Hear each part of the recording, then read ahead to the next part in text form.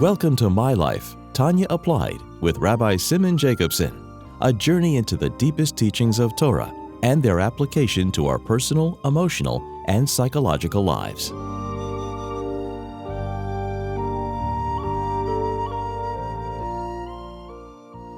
A good tavach, a good week. We continue our journey in the life-changing Sefer Tanya.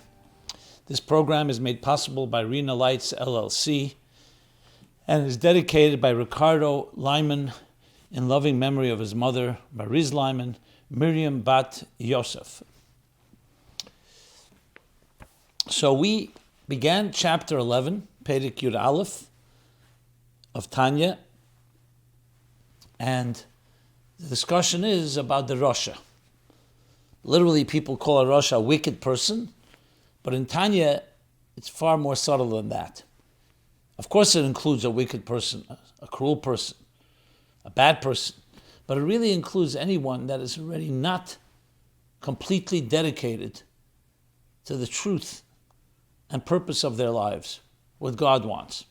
Even somewhat a thought, speech, action, faculties that are involved in self-interest, anything that's not divine already renders someone into the category of a Rasha. So in many ways, the Alter Rebbe actually elevated what a Rasha is. It wasn't just the opposite of a tzaddik. A tzaddik is not just a good person, a righteous person. A tzaddik doesn't have any element that is not committed to godliness.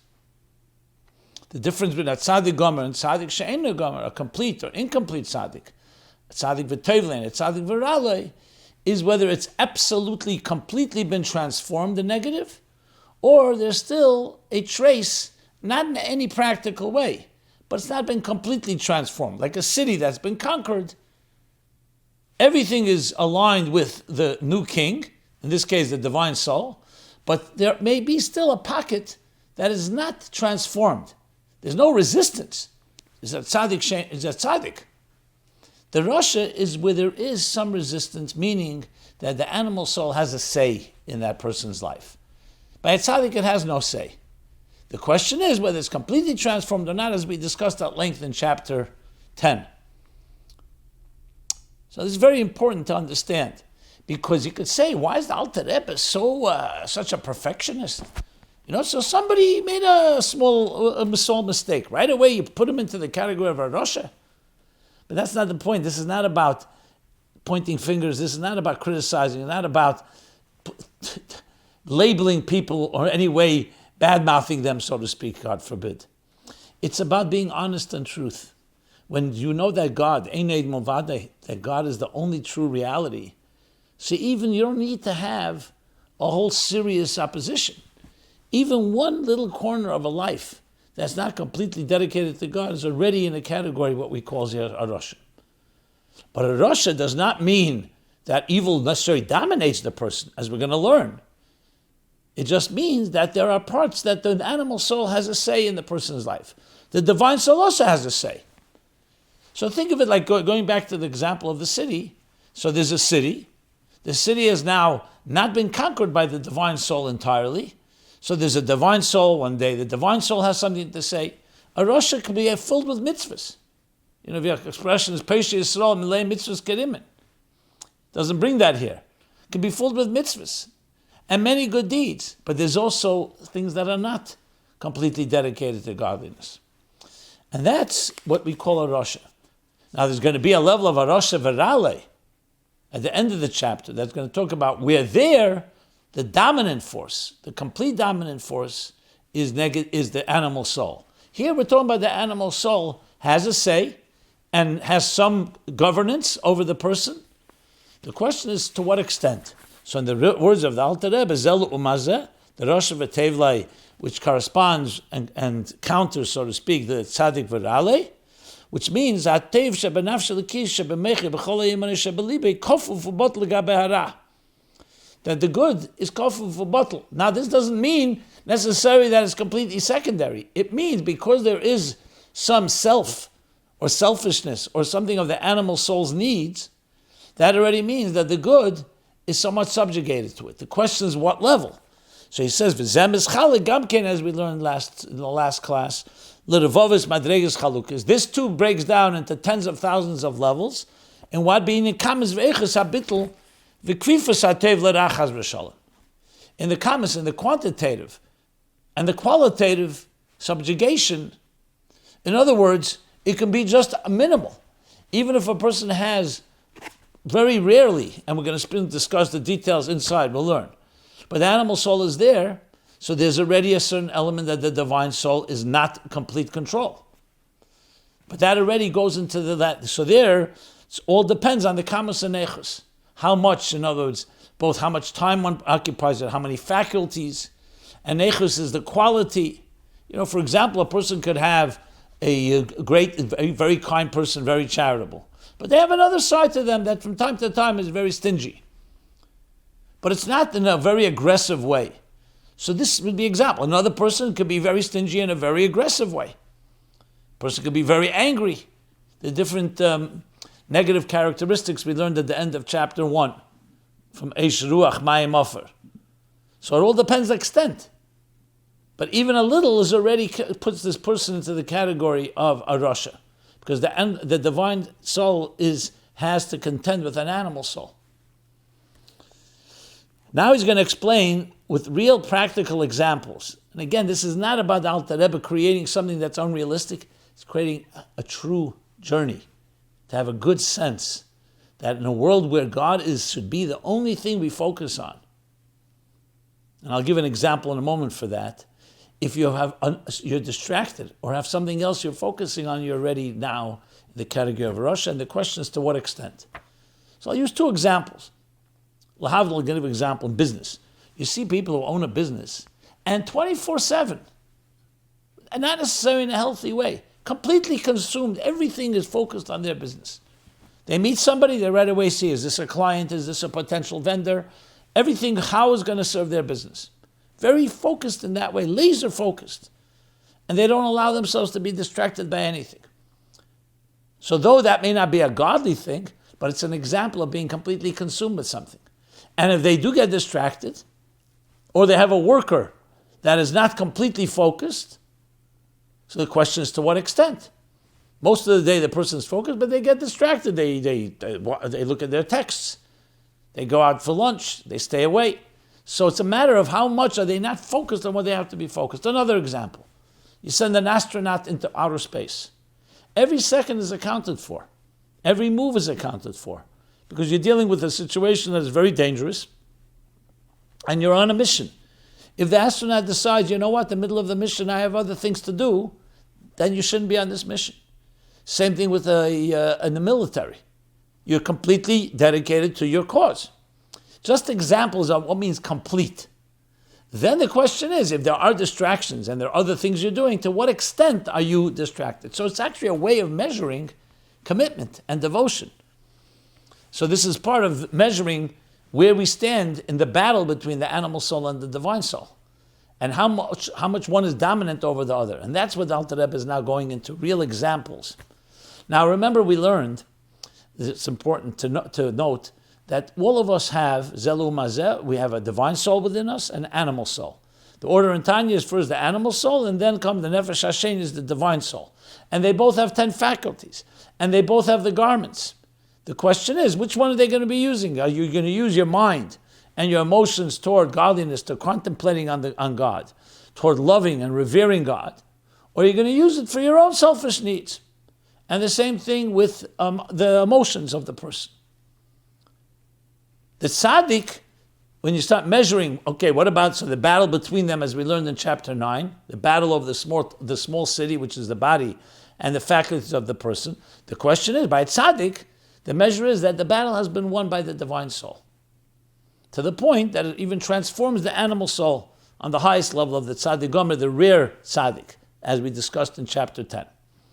The Rasha is measuring this battle in the context which is obviously far more common and far more applicable to most of us, and that is that the animal soul is quite a force. How much of a force? That's what we're learning now, the different levels. But it's there. And its faculties are functioning. They've not been subdued, they've not been transformed, for sure not. They've not been completely subdued. The animal souls, they're focusing that the mind and the emotions are using the garments of thought, speech, and action toward what an animal wants. Its own survival, its own existence, its own needs, its own self-interest. But now comes the question, to what extent? To what extent? So here we go. And the extent is not just, as I said, how evil a person is. To what extent is there focus, is the person consumed with things that are not divine and driven by the pure, solitary, and singular purpose of life, what God wants of us? As the expression goes,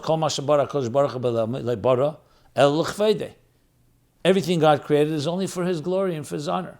And it says loy ella, which is liikuva, means it doesn't leave any room for anything else. Ani nivresi l'shamish eskeni. Or sometimes there's the girsa, ani loy nivresi ella l'shamish eskeni. Completely dedicated to serving God. But that's a tzaddik, has that, consciously experiencing that. The rest of us, going to the category of a rasha, we'll learn about a beinin later, doesn't have that completely. So the question is, to what extent? So now the Alter Rebbe, once he says the general introduction, kamas ve'echas habitl v'kfifas hara hatev l'ra chaz v'shalom, he now explains different examples. And we could find ourselves in each one of these examples, and they're very relevant in that sense. Yeshmi, he begins, there is the person, there's an individual, a person, shakfifa v'abitl etzlei, that the kfifa bitl, the subjugation or the suppression and the being voided. You say kfifa bitl being kfifa meaning subjugated, and bitl meaning completely sublimated, or not completely. Bitl etzlei ma'at mizer. Bitl etzlei ma'at mizer, which means it's to a minuscule extent. Zeir from the word zoyer, small, and ma'at, very little. So when you say ma'at, you're already saying little. Ma'at mizeir, it means a type of double type of, say it's emphasizing, it's very tiny. It's minuscule. But it's there. The kfifa bitl is there, meaning that as much as the goodness of his divine soul is speaking to him, but it has some element of you can say deferring to, not by choice, but because the animal soul is active. So, but it's in a small scale. And now he goes even further. So that's like on one end of the spectrum. The other end of the spectrum where it's very much dominant. Here it's on a small scale. What small means, we're going to learn in detail. Va'av gam zeis, furthermore. And even then, meaning that it's on a small scale or extent, and even then, eine betmidus, it's not a permanent state. So now he's adding a thing called permanence. Because you could have that it's subjugated to some extent, but not in a powerful extent, but it's permanent. It means it's constant. Let's go back to the example of a battle over a city. So you have two sides fighting over it, two kings, over the small city, which is the body and the person and the zaguf and the faculties, the citizens of the city. And one day, one of them is winning the battle. The other day, the other guy shoots back, and he's winning the battle, the other side. So you could have a situation where one is very dominant, and the other one is still not been conquered, but you don't have them really on an ongoing basis. Or you could have a situation where you're constantly at battle. They're like both equal sides, and each one's shooting the other, and each one has casualties, and it's a constant seesaw of back and forth. So that's a very big difference in a battle. So one scenario is that the one is very dominant, and the other one is still there, but not in any, like he says, not in a permanent way. So first thing, it's a small subjugation. You have to consider the enemy, the animal soul, the divine soul has to consider the enemy because something is there. It's not like by a tzaddik where there's nothing, there's no resistance altogether. And actually the resistance has been transformed into being an ally. There's something there.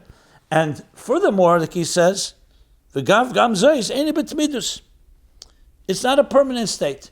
In other words, there are times where you could have some respite, where you could have certain calm, and say, you know what, the enemy is right now weakened. So the animal soul is suppressed enough that it's not permanent. You don't have to constantly be vigilant, because the animal soul is not permanently dominating. And then he says, V'loi todir leprokim krevim. He adds an additional point, and it's not a common one. It's not todir at frequent intervals. So what's the difference to inibit midus v'loi todir leprokim krevim? So inibit midus seems to be synonymous with loi todir. Inibit midus is not constant, and loi todir means not constant in Hebrew. And leprokim krevim means at frequent intervals. In other words, it's not frequent intervals. So what's the difference? So the Rebbe explains that the word tamid, there are two ways you can explain it. Something that is absolutely bli hefsek klal, like you said, ner tamid. The flame that burned in the Beis Hamikdash and the Mishkan had to be burning all the time.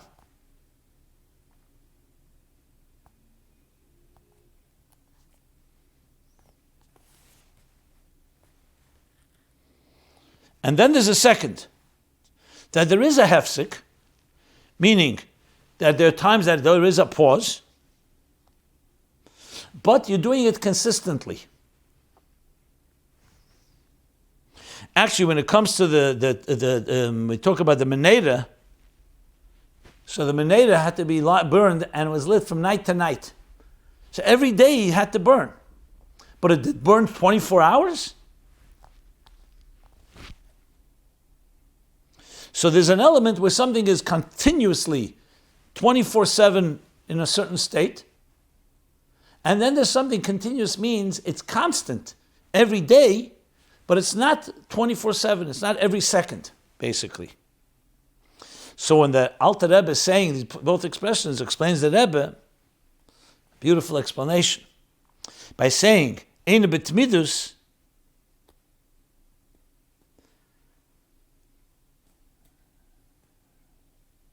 means that it's not bli hefsek, meaning it's not the first level of consistency. Because you could say you're constantly dealing with an enemy that every second they're shooting at you, or every second you could be concerned because they have the power to shoot at you. Just to use that example. So that's the first thing. It's eina b'tmidus. And then he says, V'afilu lo todir leprokim krevim. Furthermore, you can say, okay, fine, it's not every second, but maybe it's every day. So that's what he adds, v'lo todir,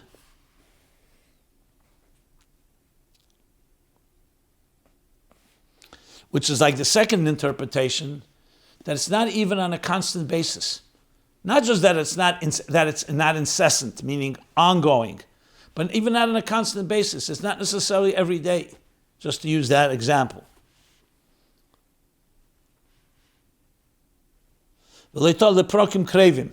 Meaning, in other words, it's close intervals.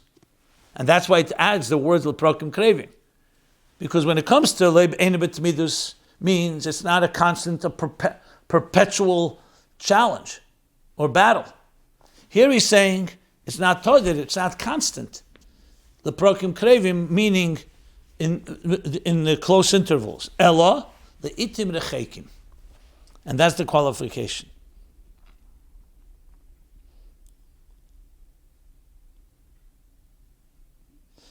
The itim rechekim, meaning that it's not a permanent, even a common at frequent intervals, but it's only on rare occasions.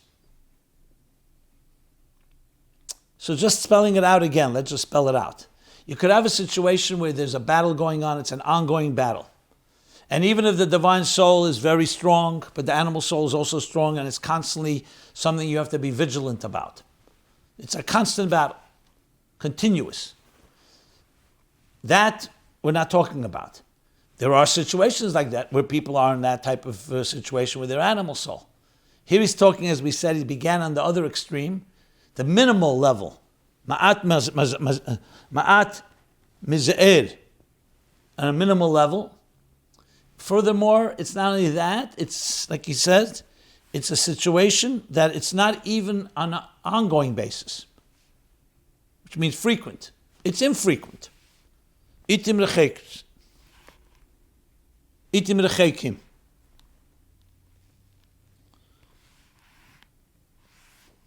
So it's infrequent, it's rare occasions. So right here you have three scenarios. It could be ongoing literally all the time. It could be not all the time, but on an ongoing basis, meaning continuously every day. And it could be rare, not every day. And that's what he's saying. This situation we were talking about here, on the lowest end of the spectrum, the Rosh V'Tevlei, is someone that, as he said, it's small. The bittul to the animal soul is on a small scale, minuscule extent, and it's not in a permanent and not even a constant occurrence. Frequent. It's infrequent and rare. And what is rare? So he spells out that el itim rechekim is gaber hara ala tev. That only on rare occasions is the negative. Even though Ra, many people interpret it as evil, but we're talking of the negative, that which is not divine. Like we learned earlier, sitrach and klip is something that's not focused on the divine purpose.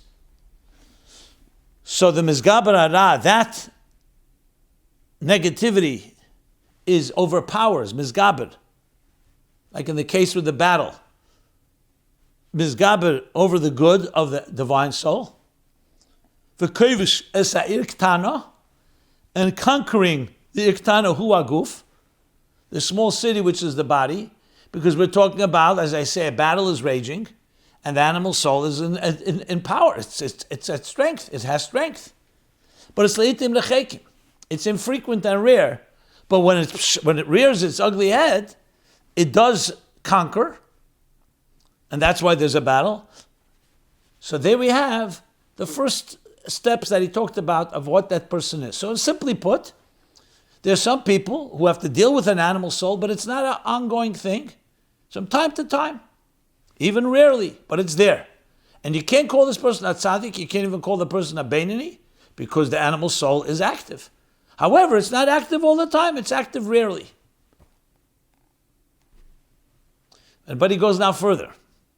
And that itself, he could also qualify. And here it continues, Ach lo kulei el miktsose levad.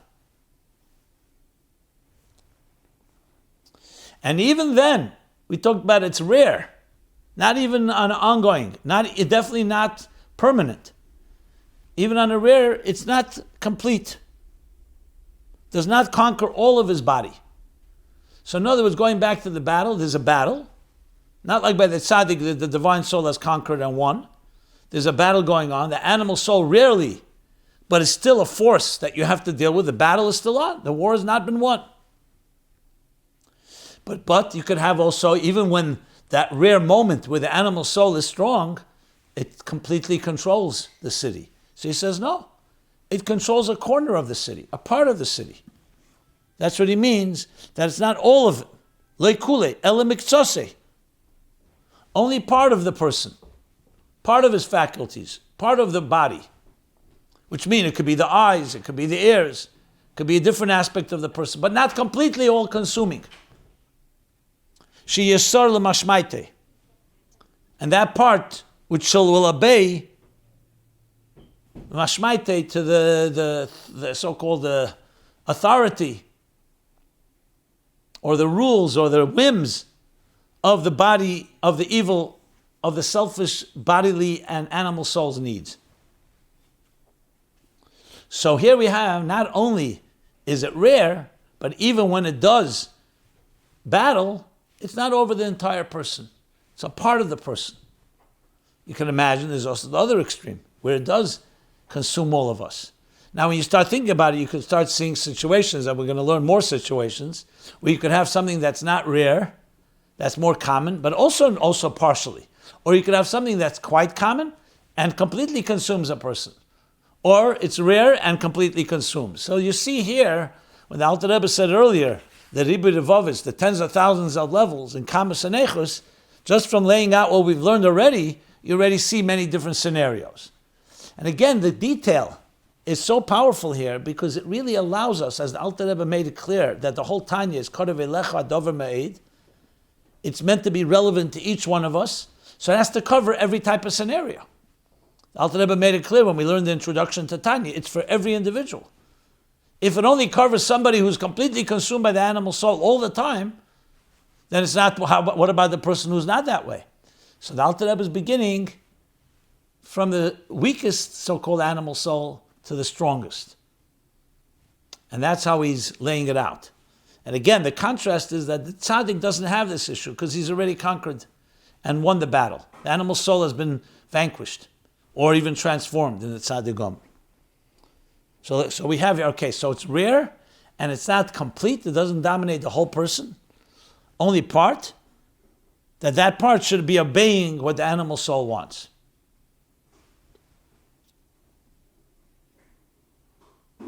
And now the Alter Rebbe explains, so if that's the case, you can ask the question, are we talking ready to say this person's a Rasha?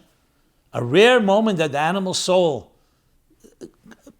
rears its head, as we said, and shoots to try to control the city, but it's not the whole city, it's only part of it.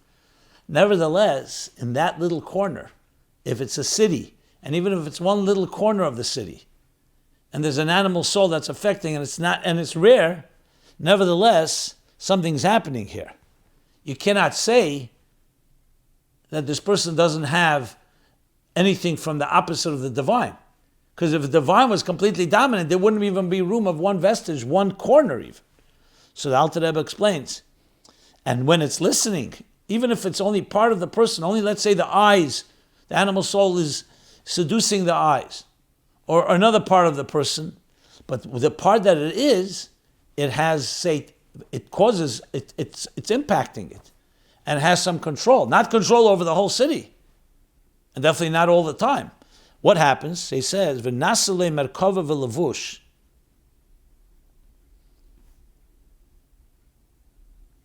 And he becomes, meaning the negative, the animal soul becomes a merkava and levush, a garment, a vehicle, I should say, and a garment. And we learned that language earlier in chapters 6 and 7. It becomes a vehicle, a garment for the negative, which means lislabish by echad mishleish levusheha haniskorim le'il, to manifest and become dressed and clothed in one of the animal soul's 3 garments that we discussed earlier, which is thought, speech, and action. And now he's going to continue and explain how it could be both in going to go through all examples of only action, also speech, and also thought. So now we're going to get more scenarios. But this line explains 2 things. First of all, that this part with the animal soul, even if it's rare, and even if it's only part of the person, but it is becoming a vehicle and a garment. Not just a garment, but also a vehicle, which is even more powerful. A garment, you can say, is still separate of the person. But a vehicle means that the thought, or the speech, or the action of the person is controlled. Not all of it, like he said, lo kule. Lo kule, miktsase levad. Only partial. But that part has become a garment, or a vehicle, and a vehicle for the negative, for selfish reasons. And that's what renders him into Rasha. The second thing that we learn from this is going to be the segue to more details about how the animal soul affects us. Does it affect your actions? Does it affect your speech? Does it affect your thought? And that we'll continue learning in the next year, in the next class. This has been Tanya Applied. Go to tanyaapplied.com where you can find this and all the previous programs, and also submit any questions you may have. Everyone have a good week, and a freilich and chodesh adar, shenichnu sod marben besimcha, shall only be joy, b'tei v'nira v'nigla. Be well. This has been My Life Tanya Applied with Rabbi Simon Jacobson. Please join us again next week. Visit chasidusapplied.com for archived classes and more resources.